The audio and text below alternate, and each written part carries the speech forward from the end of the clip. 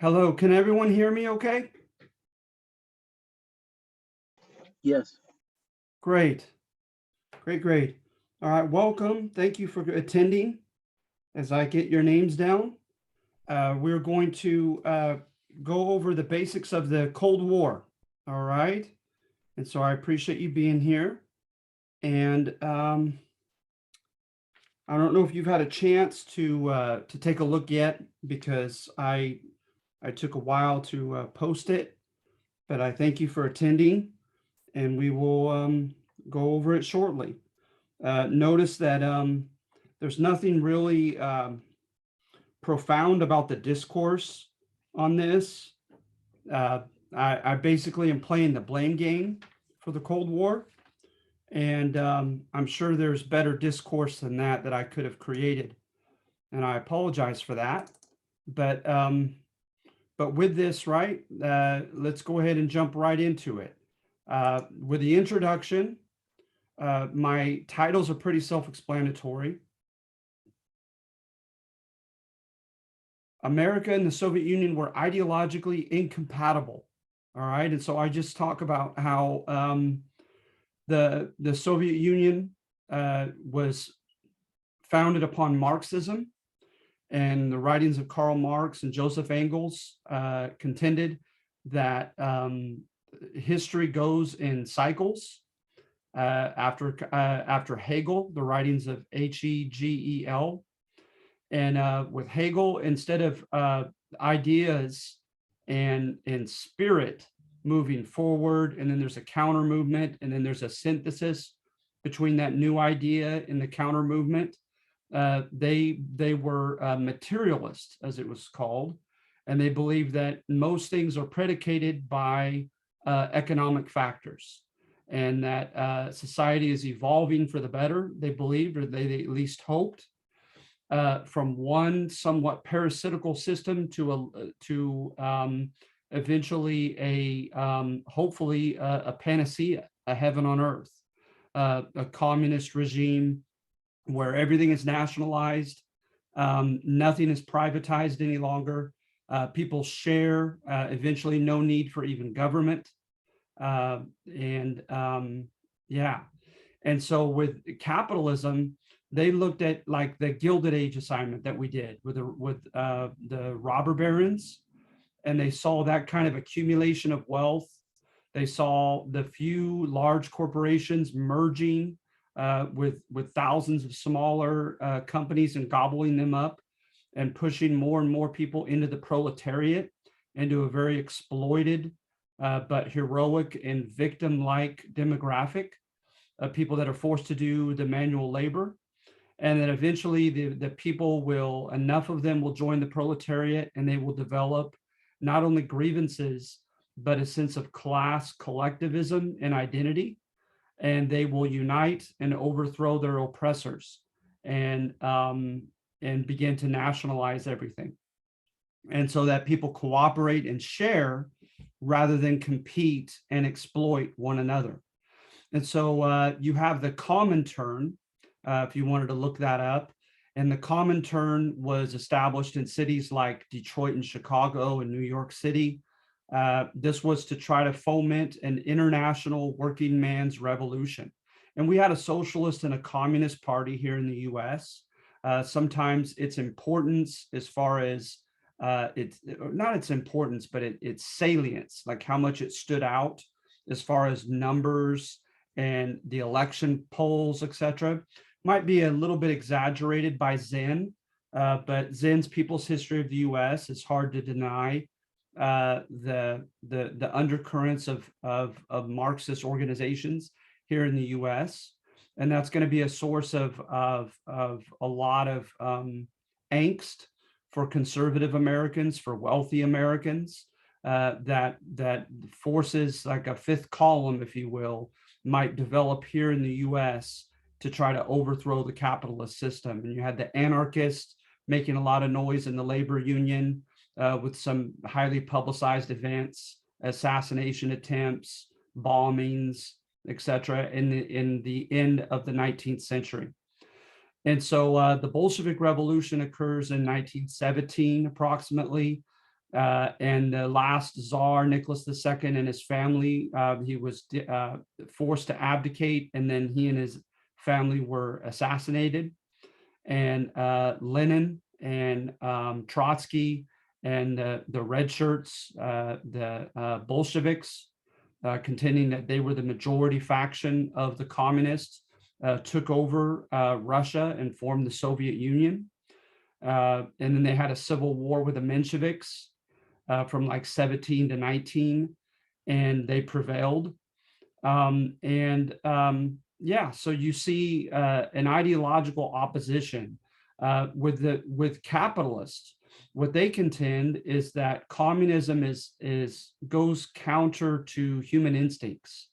That the human instinct is selfish, the human instinct is acquisitive, wants to acquire personal things for him or herself, and that individuals are embedded in their DNA, not just in their culture, with notions of meritocracy, that you get what you earn, what you work for. And communism supposedly runs counter to that. Think of an analogy of like, your parents ask you and your siblings to engage in certain tasks during their absence, and they pay you equally no matter what, even if you shoulder all the labor and your siblings do nothing at all. That notion of getting according to your need rather than according to what you've worked for, American conservatives have always contended that runs counter to human nature. And so they contend that they're just kind of going with the tide of human nature. A lot of conservative, but also, classical liberal Americans, John Stuart Mill type of just work yourself, earn your own keep, be the arbiter of your own destiny, etc. And with the Soviet Union, their brand of Marxism really got a bad name here in the US when Stalin took over, right? When Lenin died and Stalin chased out Trotsky and had Trotsky assassinated, and kind of, exhibited a lot of paranoia, terrorism, first forced conformity. He had his famous 1937 and other purges, in which millions of people accumulated in accumulated fashion throughout the years, including like the kulak farmers and others, were killed or sent to the gulags of Siberia. And so at any rate, the Soviet Union did not put a good foot forward in American conservative eyes as far as their particular brand of Marxism under Stalin in particular. But again, with us, they saw the United States as a land of parasites and a land of a plutocracy, wealthy corporations in cahoots with big government, running the show at the expense of the common American people and laborers of the proletariat. So at any rate, moving on to number 2, if that's okay, culpability for Cold War leads to fingers pointed toward the US. For one, we got involved, not necessarily involved in fighting, but we sent 12,000 American soldiers to Vladivostok, Russia, during the Civil War of the Mensheviks and Bolsheviks. And we contended that we were there to protect American property and railways, but it didn't look good to the Soviet Union, kind of like their Comintern being established in American cities. It looked like we were impeding in their national destiny. And then you also have World War II. And we were a bit of a reluctant ally looking back at World War II, right? In comparison with how we behaved ourselves with and interacted with and assisted England. So you have the Lend-Lease Act. Most of the goods, the military goods and help and supplies that we offered were offered to England, much more than to Russia. We contended that the ports freezing, the German U-boats, and other things had greatly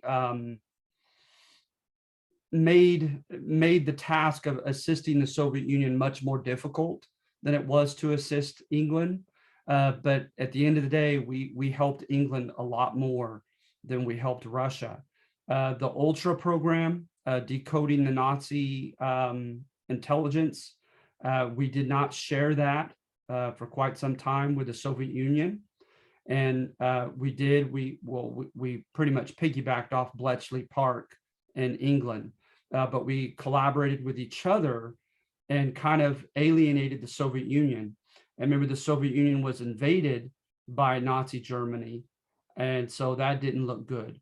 It also didn't look good to us that Joseph Stalin had signed the non-aggression pact with Nazi Germany and was initially on their side, right, and taking parts of Finland and partitioning out Poland with Nazi Germany. And they only became an ally reluctantly, or not even reluctantly, haphazardly, because the German National Socialists, the Nazi German government, turned on them and invaded them by way of Operation Barbarossa.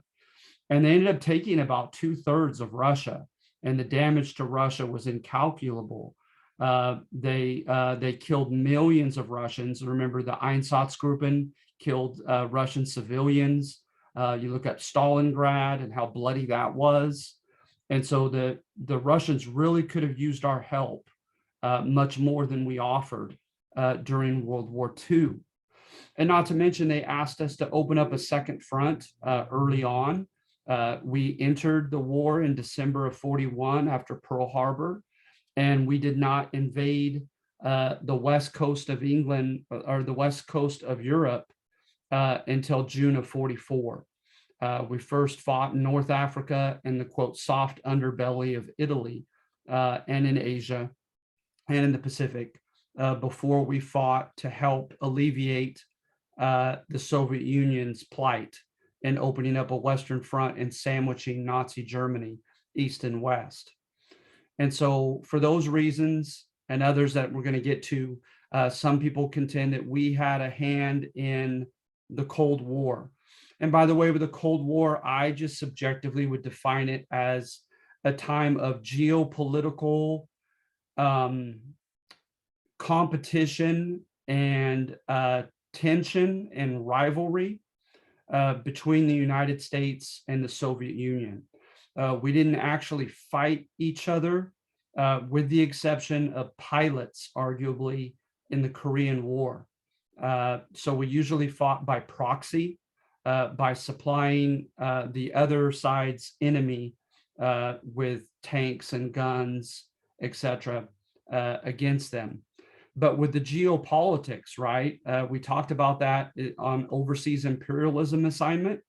And so you look at the world as like the map is like a chessboard, and you deal with contingencies. You deal with the what ifs of history, right, of the future. And you see certain places that seem to be more significant than others as far as a possible attack, a possible threat, and places where you draw the line where that person cannot extend. And we're going to greatly enhance that during the Cold War, arguably, because during the time of imperialism at the end of the 19th century, we oftentimes referred to the Pacific as our backyard, the Caribbean kind of like our front porch, and the Americas as off limits, Central and South America. But that we ended about there. But now we're going to get involved in Korea and places on the other side of the world because of largely because of Truman's doctrine. And so when we get into Truman's doctrine on this one right here, number 3, the Soviet Union, especially under Joseph Stalin, constituted a grave threat to what modern Western civilization holds dear. And President Truman heroically deterred the bully. And so this is the proverbial, debate that still goes on today with foreign policy, is if you are anxious about a possible attack, a possible threat from a certain country, a nation, to what extent is it necessary to literally frighten that person from action, right? Like, so if you feel like you cannot trust your neighbors, you advertise the fact perhaps that you have a gun, that the owner of the house owns a gun, or beware of the big dog in the backyard, etc. As opposed to going to your neighbor's house and introducing yourself to them and trying to alleviate any kind of anxiety about future friction with them by way of diplomacy. And so this is the debate that still goes on, right? Is to what extent was Joseph Stalin in particular the proverbial bully for with whom it would have done no good at all to try to ingratiate ourselves with him diplomatically, but that we just simply had to keep him afraid of acting out his aggressive instincts. And of course, that became largely a juggling act that Harry Truman had to manage, as well as Eisenhower after him. And Truman is well known for in political discourse being attacked from the Republican Party as a Democratic president for being too soft on communism because of things that happened at the end of the 1940s. The Russians detonated their own bomb, so we no longer had a monopoly on atomic weaponry that we could lord over the Soviet Union and frighten them with, right, and keep them in line. Also, China, Chiang Kai-shek lost the civil war in China, and Mao Zedong and the communist forces prevailed. And so China not only became communist, but formed a literal union, a political pact with the Soviet Union. And so that greatly frightened us. And then we have certain cases of espionage and other scares within the country, particularly a couple scandals involving Los Alamos, where we had the Manhattan Project with the atomic weapons, and a guy named Chevalier and a husband and wife named Julius and Ethel Rosenberg, who had famous cases of allegedly sharing secrets of atomic weaponry with the Soviet Union. And then you also have a guy, you have the establishment of the House Un-American Activities Committee, known as HUAC. You also had forces on the right under the new Federal Bureau of Investigation, the FBI, under J. Edgar Hoover. And you also have a guy named Joseph McCarthy, a senator from Wisconsin, who gave a famous speech and stated that there were like 210, that he had a list of like over 200 names of people working for the federal government that were spies, secret spies for the Soviet Union. And so Truman, in running for re-election in 48, faced a lot of pressure to be tough on communism, to be tougher on communism with those types of events occurring. And so to what extent he was motivated by those political forces, you know, I think that needs to be considered. And to what extent was it part of his nature? When you do great man history and do biographical information on his personality, you know, it's a continuing debate that led him to take these tough stances against communism during his presidency. And then Eisenhower was known, you know, he ran for office with a curious combination of being in the party that was supposedly tougher against communism, the Republican Party. He also was for mutually assured destruction and brinkmanship as a policy to keep the Soviet Union in line. So mainly just building up our nuclear arsenal to the utmost to keep the Soviet Union afraid and let them be assured that that we're capable of destroying the Soviet Union just as they are capable of destroying us. So he, from his very platform, his successor of the Republican Party, Eisenhower, will take a tough stance. But yet Eisenhower is the one who, quote, got us out of the Korean War. And he knew that it was popular to do so by 52 when he ran and won. And so there was a balancing act. And also Eisenhower was the one that finally put an end indirectly to McCarthy's Red Scare, his kind of witch hunt against so-called domestic traitors here in the United States. And he also had an affable facade that largely got him elected and reelected. And so it's a curious balancing act that two presidents in a row seem to carry with them. And then, as you may know, going a little further, which we will after the civil rights movement, I believe it might be our final assignment, the Cold War Part 2, is JFK, another Democrat, is elected. And he too, as well as LBJ, arguably, had a lot of political pressure to look tough and to have a no tolerance image regarding communism. And they continually had Richard Nixon against them,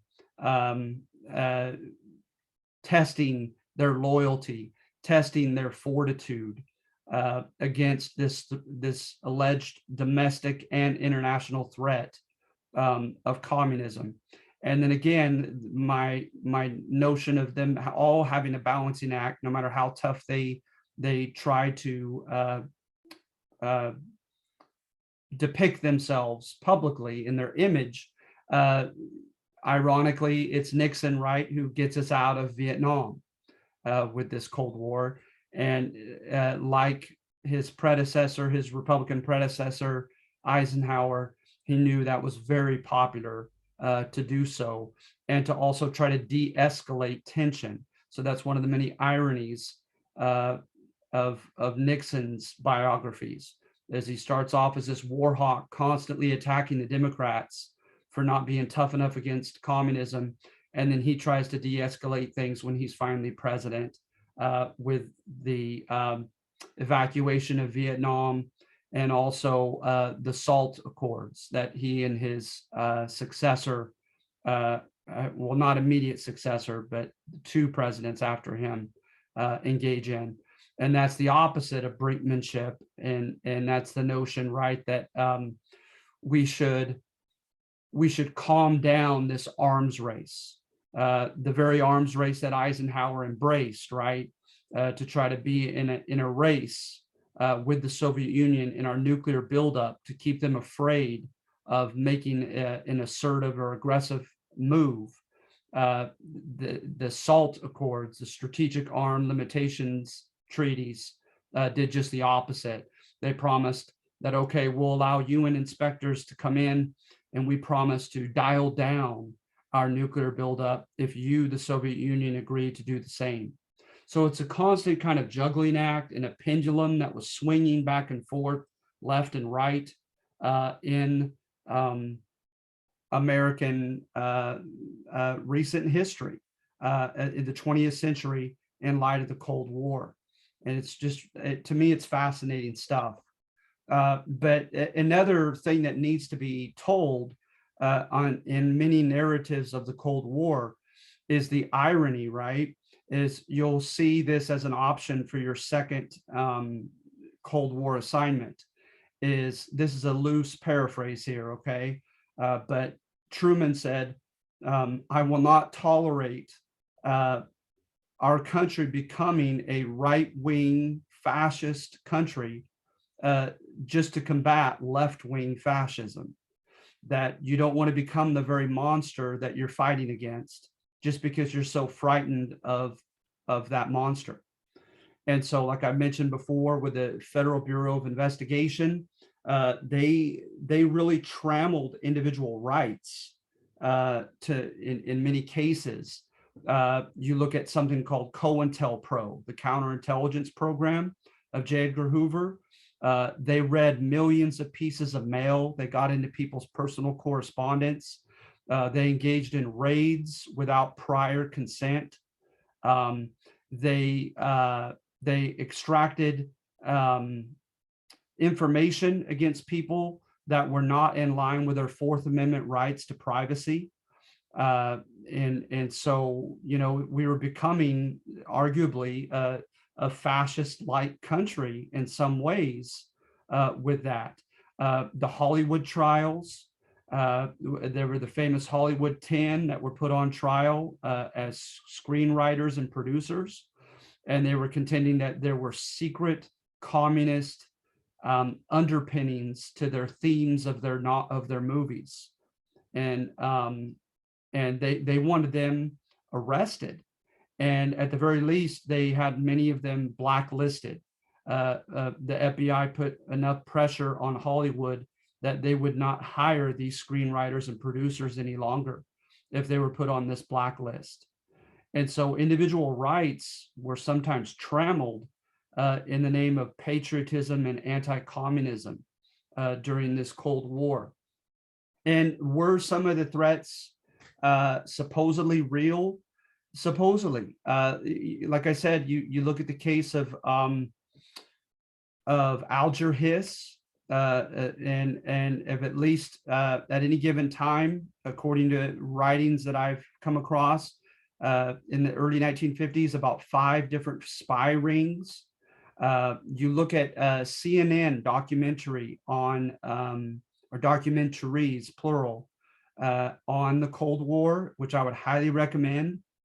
Very interesting. Look under the one called Reds, entitled Reds, and then there are a couple others whereby there is a Russian who grins and contends, we had access to everything, he said, as far as their infiltration of American government and institutions, and not to mention access to Los Alamos and getting help and information on devising atomic weaponry.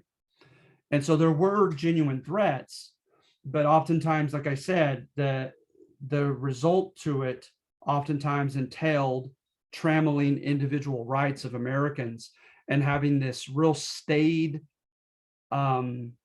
environment in the 1950s in particular of forced conformity, of a lot of peer pressure to conform, to look like a good, patriotic, capitalist loving American and anti-communist.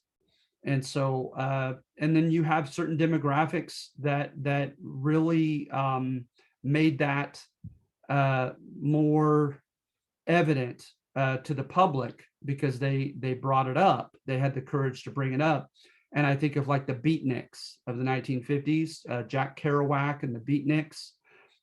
They were existentialists trying to find their own individual meanings to their existence. And they, you know, they saw Americans in the 1950s as being, you know, robotic conformists who were tied into the material improvements of the 1950s, because the gross national product just skyrocketed. Disposable income nearly doubled. And so Americans were living better materially in the 1950s and 1960s, according to our textbook and others. But at what expense, right? They said that they were non-thinking robotic conformists. And so that was one demographic that challenged them, besides Hollywood, were the beatniks, the young rock and roll movement of the 1950s and the youth culture, just as one example. And so at any rate, going back here to number 3, however, is this is court history. And this is contending, right, that Stalin, that there really needed to be a tough leader of the country who would stand up against the bully.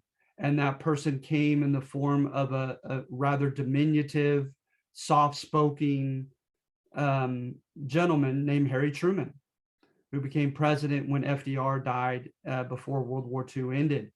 And Truman's the one that decided to drop the bombs on Hiroshima and Nagasaki. We'll never know if Franklin Roosevelt would have or not.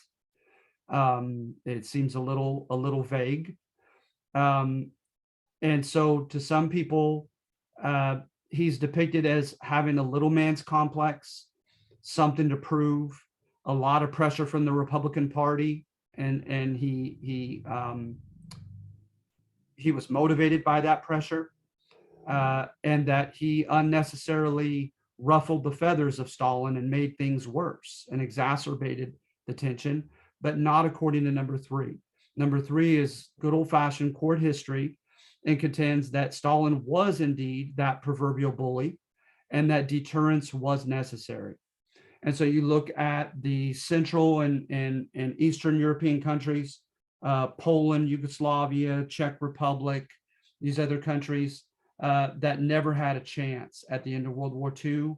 They were, quote, liberated by the Soviet Union, and the Soviet Union installed puppet governments over them, forced them to join the Soviet Union's version of the UN and or of NATO, of a military alliance confederation, right, to have one another's back in the event of war in the future.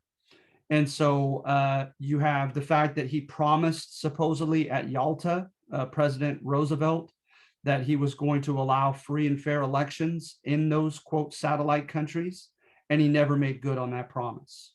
And like I said, look at his KGB, his secret police, the Cheka before them, and you have a lot of violations of international rights in the Soviet Union itself. Look at Tito of Yugoslavia, who tried to go his own direction with communism, and the Soviet Union cracked down on him. The Czech Republic started to go in that direction. They were crushed as well at the source. And so no absolute forced conformity in an environment of fear and coercion, arguably under the Soviet Union. You look at what he did in Berlin. Berlin, the Allies converged on the Nazis at the end of World War II, and they agreed to share Berlin and its partition and share Germany. And so England, France, and the US took over Western Germany, and Russia took over Eastern Germany at the end of the war. But they made an exception of Berlin at the insistence of Truman, that Berlin was too significant of a city in the eastern part sector to be left just to Stalin. And so it became a focal point of the Cold War there in Berlin. And you have a great video, CNN video on Berlin itself of the Cold War, if you had time to look into. But there were magistrate or city council elections, and there was manipulation by the Soviet Union. There was also the fact that the East Berliners wanted freedom to go into West Berlin and shop, because the Americans were trying to make it very West Berlin, very attractive, with lots of night entertainment and lots of businesses and shopping places and entertainment businesses, etc., in Western Berlin. And early on, Stalin forbade that. And of course, it's going to culminate at the end of the 1950s with the famous Berlin Wall, where he's going to keep his people in Eastern Berlin on their respective side. But supposedly it was under a radio station. Thousands of East Berliners met together and protested, contending that they wanted the rights that were allowed in West Berlin. And Stalin cracked down on them and tried to starve them into submission. And we flew the famous bombers over into East Berlin and dropped food and coal to keep their homes warm, and provisions, known as the Berlin Airlift. And it really was a good publicity episode for the US. It made the Soviet Union look terrible, and it made us look wonderful in trying to help the Berliners out. And so, and he's going to eventually drop his blockade and give in. So that was kind of a diplomatic victory, political victory for the US, the Berlin airlift. And another example of Stalin just kind of being dictatorial, right? And a bit ruthless and harsh with the people underneath him. And then also you have the fact that we were trying to rebuild Europe with the Marshall Plan. We gave over $13.5 billion to rebuild Europe. But of course, revisionists contend that was not without strings attached. We were trying to buy allies. That's a whole other argument. But at any rate, once again, in court history, it's another example that we're the good guys, right? And then you have the Kennan telegram. And I'm not sure where I have it in here, but I know it's here somewhere. But in the Kennan telegram, all right, and I'm just going to write it right here. George S. Kennan's telegram. All right. In this telegram, George S. Kennan was in the Soviet Union as an ambassador, as a diplomat there. And Joseph Stalin gave a famous speech to his Politburo.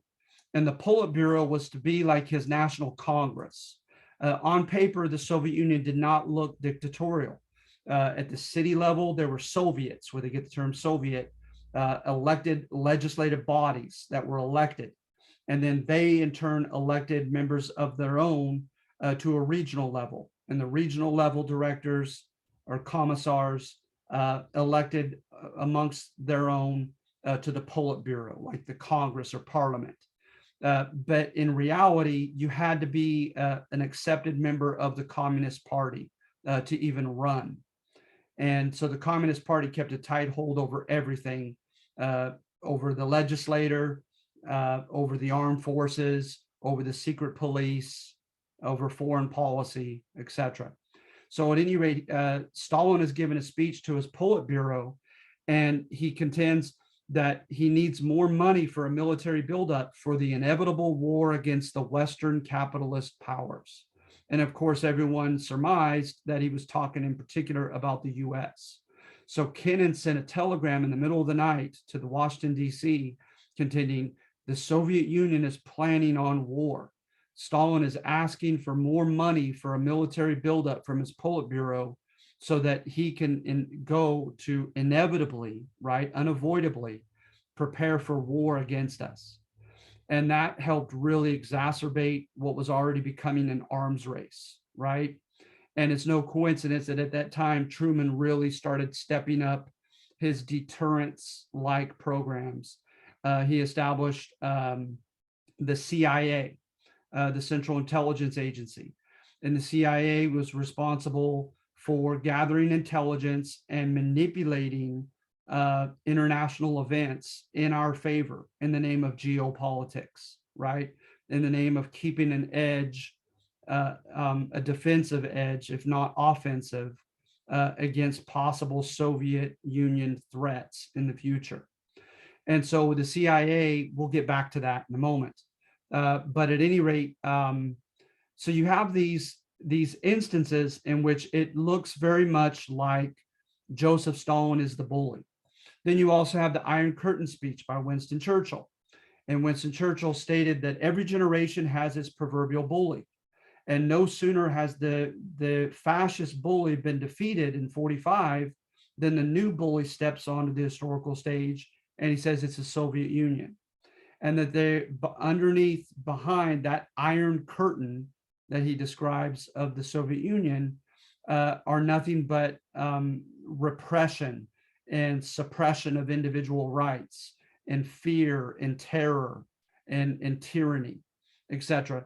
And that it's going to, like no less so than the fascist countries, it's going to try to ingratiate itself by territorial aggrandizement. It's going to try to grow and extend its boundaries. And so he says, no sooner has that bully come up, he says that providentially, that he kind of hints that like it's fate, it's God, that every generation, while it has a proverbial bully, it has one large standing force for good that could stand up to that bully. And yes, you've guessed it rightly. Churchill contends in this Missouri speech at a college graduation here in the US that we, the United States, are that power. And so imagine that, right?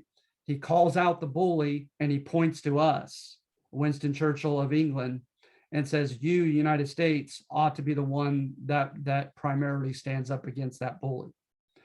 And so, of course, Truman doesn't want to do this unilaterally. He doesn't know if we have the strength to do it on our own.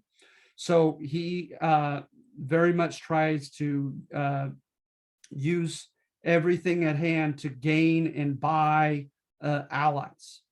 So the UN, he tries to use our influence in the UN on the National Security Council, the leadership of the UN, of one of only 5 countries in charge of it. We try to throw our weight around there. He institutes the International Monetary Fund that provides loans throughout the world. And that's something you may want to look further into, the IMF. But revisionists contend that it was rather manipulative as an economic institution, to have strings attached, to have countries owe us money so that they could largely fall within our orbit in a military alliance. And then he forms a military alliance known as NATO, right? The North Atlantic Treaty Organization. And so with NATO, those are our allies just in case we fight the Soviet Union. And then he not only does that, but he responds to the Iron Curtain speech with the famous Truman Doctrine. All right, the Truman Doctrine. And I have it here, I believe, right here. Anywhere an unarmed majority within any country in the globe is threatened by the forceful imposition of communism by an armed minority or foreign power, that country, that majority of peaceful people will receive American military help. So this is kind of making America the world's policeman, right? This Truman Doctrine. But notice his assumption, right? His assumption is that nowhere in the world will a peaceful majority of people actually choose and elect a communist government. To him, that was just unheard of, right? That he thought it was an axiom that you don't question, that people would rather live in a free, privatized, liberal government with individual rights, private property, systems of checks and balances in a Republican form of government, etc., multiple political parties, etc. And so this is going to get us involved, this Truman Doctrine, in the Korean War. All right. So in North Korea, Kim Il-sung, it was agreed at the end of World War II that the 38th parallel would demarcate 2 separate Koreas, North and South, indefinitely. And Kim Il-sung broke that UN sanction in the summer of 1950 in invading South Korea. And what made it look even worse was that in March of 49, prior to his invasion over the 38th parallel into South Korea, he visited the Soviet Union, and there's evidence that he got the tacit approval of Stalin, Stalin's blessing, if you will, to go ahead and invade South Korea. And I didn't even mention, Kim Il-sung in North Korea were communist. All right, they were communist. So here they are going to impose communism on South Korea, where South Korea already has a capitalist economy, of course, by the US, staying there at the end of World War II, liberating it from Japan. And Syngman Rhee was its elected leader, its president. So it already had its own internationally recognized sovereign government. And so we went in and it was like a ping pong match. They pushed us into the Pusan perimeter in southeastern peninsula of Korea, and we engaged in the famous Incheon invasion, Inchon, and sandwiched the North Koreans and began pushing them above the 38th parallel. And then the South Korean president, Syngman Rhee, and supposedly Douglas MacArthur, who was the head of the U.S. forces, the same Douglas MacArthur of World War II that promised to get back the Philippines and helped rebuild Japan at the end of the war. He was a bit of a demagogue, according to multiple sources, had his own agenda to become eventually president, and he was a hardcore conservative when it came to anti-communism. And so supposedly Douglas MacArthur and President of South Korea, Syngman Rhee, convinced President Truman not to merely stop back at the 38th parallel, to just fight a defensive war, right? To keep South Korea sovereign, but they continued to go up into North Korea to continue to chase the North Korean army all the way to the Yalu River, the border of China. And remember, China is communist now under Mao Zedong's party. So at any rate, when that happened, we took the only communist capital during the Cold War, Pyongyang or Pyongyang. And then we went up all the way to the Yalu River, and the Chinese sent supposedly 1 million-man army across the Yalu River to fight us. So we did fight Chinese communists in the Korean War, hand to hand. And we were surrounded at the Chosun Reservoir, Chosen, and evidently it was brutal, the weather and the conditions and the fighting. And we were pushed down beneath the 38th parallel again, all the way down again to the Pusan perimeter. And then one of the things that helped us turn the tide again, as the Incheon invasion had done prior, was air superiority.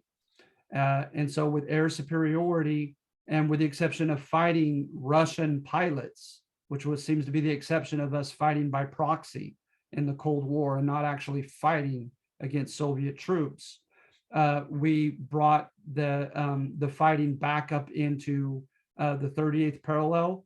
We kept our forces there, our land troops, but we engaged in air bombardment of Pyongyang, up in the northern capital of North Korea, while we were having peace talks. And we eventually came to an armistice, a ceasefire in 53, and pulled out of Korea. And so to this day, it's tense. The 38th parallel still separates a very Americanized, capitalist, privatized, liberal South Korea and a communist North Korea, right?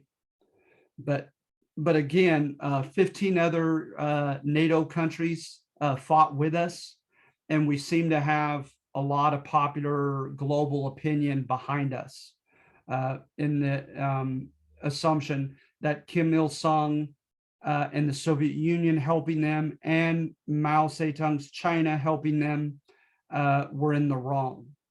All right. So I notice I put here, a new sheriff was in town. So Soviet and communist aggrandizement by force of arms finally came to a halt. So I'm praising Truman on this one, saying that we needed a tough confrontational man to face those types of circumstances. Then number 4 says, well, Truman may have gone too far, and he may have actually exacerbated or made worse Cold War tensions, because after all, right, by almost any psychological account, in biographies on Joseph Stalin in particular, who lived until 53, he was rather paranoid as an individual, in the literal sense. And so some of the things we did may have exacerbated that paranoia and may have made him more aggressive uh, than had we not been that way. So the CIA got involved in the Italian parliamentary elections because we could not tolerate supposedly someone in Western, technically Southern, but Southern and Western Europe becoming communist in the future. So we got the Catholic Church involved, got priests to intervene, to tell their Italian Catholic parishioners that you must choose between communism and your faith, because communism was technically atheistic, right? And so we manipulated the Italian parliamentary elections, and we actually had coups whereby we overthrew sovereign leaders of other countries. Our CIA did, because we could not tolerate their country going in a communist direction. Because, you had the famous domino theory, whereby, especially in developing countries that are poor, the idea might be enticing of taking from the rich and giving to the poor, and equally allocating all resources to everyone, and doing away with class differences and doing away with poverty, so that if one neighbor becomes communist, it either will become enticing to its neighbor, or it'll become aggressive and try to forcefully spread to its neighbors. And so we had a no tolerance policy, and also tied to the Truman Doctrine again, right? Not wanting communism to spread anywhere on the globe, no longer just in the American hemisphere, but especially in the American hemisphere, right? So you look up a guy named Jacobo Arbenz Guzman, known as Arbenz, in Guatemala. He began by doing some subtle things. He had some members of his cabinet were members of the Communist Party. Some members of his parliament were members of the Communist Party, but he himself wasn't. He declared that all land owned by Standard Fruit or United Fruit Company and other big American corporations that was not being cultivated or used at the time was to be expropriated. They had to sell that property back to the government. And ostensibly, the government was trying to contend with the inequities in Latin America. Walter Lefebvre is a great author on these topics in Latin America, whereby big corporations began owning buying the lion's share of property in Honduras, El Salvador, and these other Latin American countries. And so he was trying to combat that. But what it looked like, right, was that he was trying to engage in land redistribution, taking from the rich and giving to the poor. So on a very primitive level, the CIA contended that Arbenz failed their duck test. If he looks like a duck and he quacks like a duck, it doesn't matter if he denies being a duck, he's a duck. He's a communist. So he failed their duck test. But what also made it look badly was that the United Fruit Company, the Dulles brothers, Alan Dulles, the head of the CIA, John Foster Dulles in the State Department, they had financial interest in the United Fruit Company. They were losing money to Arbenz's policies. So they had a conflict of interest, and they were instrumental in having him overthrown. So it just doesn't look good on any level. And we did the same thing with a guy named Mohammad Mossadegh in Iran. He had a land redistribution program in Iran, and we had him toppled or overthrown.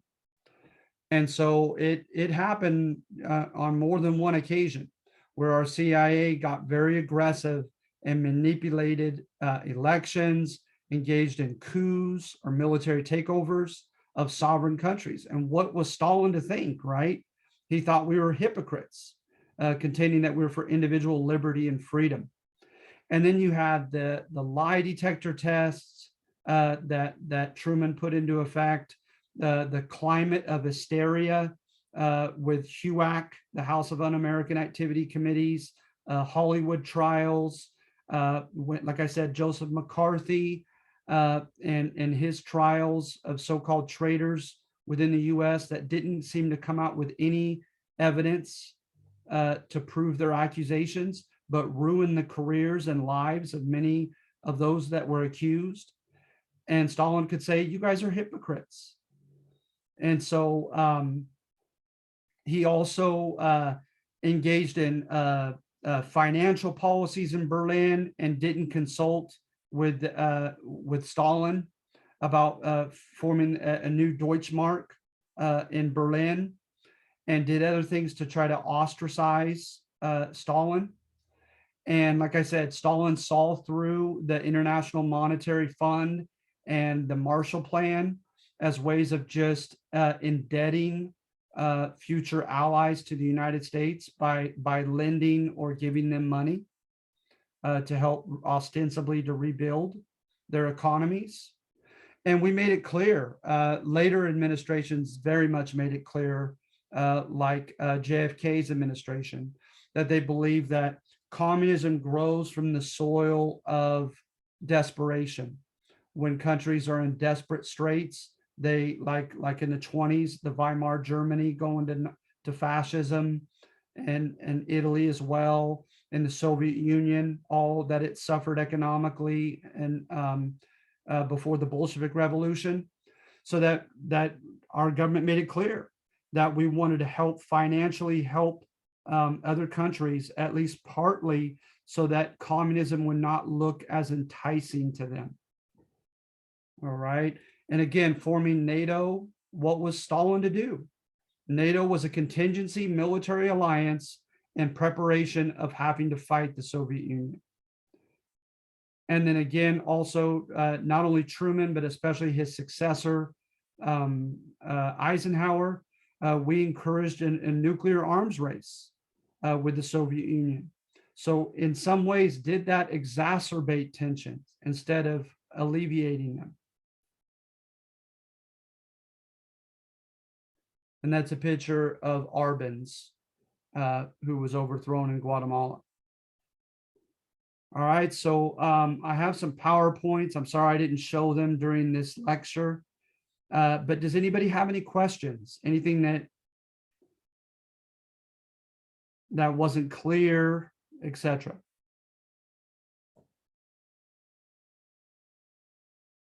Well, I had a question. Yes. For the Latin America, you were discussing the leader who was overthrown by the CIA for, you said he failed the duck test. What country was it? I actually didn't catch which country you said it was. No problem. Guatemala. Okay, thank you.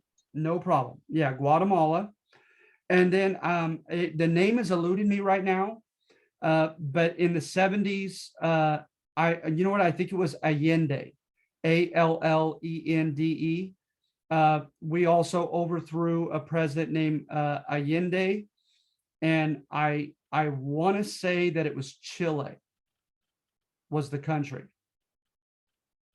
but don't quote me for sure. I feel more confident on his name than I do his country.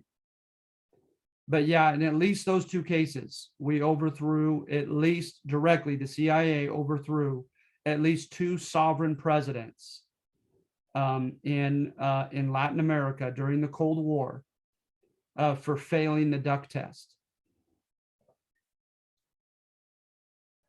And Sarah, I don't mean to embarrass you, to call you out, but if you don't mind, could you please either tell me or type out your last name so I can give you credit for this this Zoom meeting? My last name's Willis. Willis, thank you. No problem.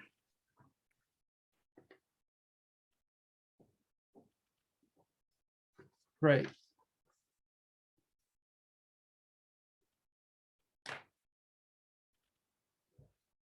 Do you guys feel a little better about this assignment?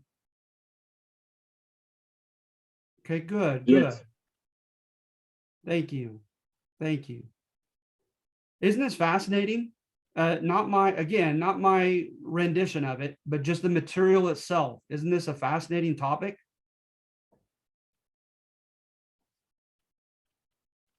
Yes. Yeah, I love it.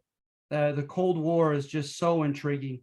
And like I said, if you had the time, which I understand if you don't, God knows I oftentimes don't, juggling several jobs, but future reference, like I said, I'm usually not big. I usually will choose a book over a documentary, but the CNN documentaries on the Cold War are superb. They're so interesting. All right. So yeah, I have your names. And if you don't have any further questions, that was all I intended to share. I hope I was of some help.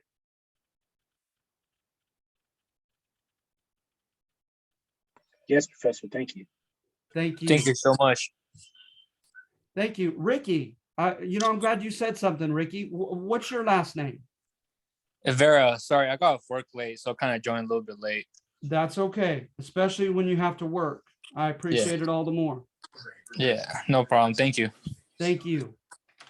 All right, so I have you down, Ricky Vera. All right, so yeah, you guys have a great week. Appreciate you coming. Like I said, I love hearing stories like that. People coming straight from work, or even sometimes at their workplace, they're zooming in. I can't tell you how much I appreciate that. So you guys have a great week. Don't wait too long to do this. And thank you for your patience with my grading, as you guys are my next class I go back and forth with classes in schools. I was even further behind at another school, sadly, and I've been rectifying that, and you guys are next. So thank you for your patience with grading as well. All right, so you guys have a great week, okay? Have a great week. Thank you.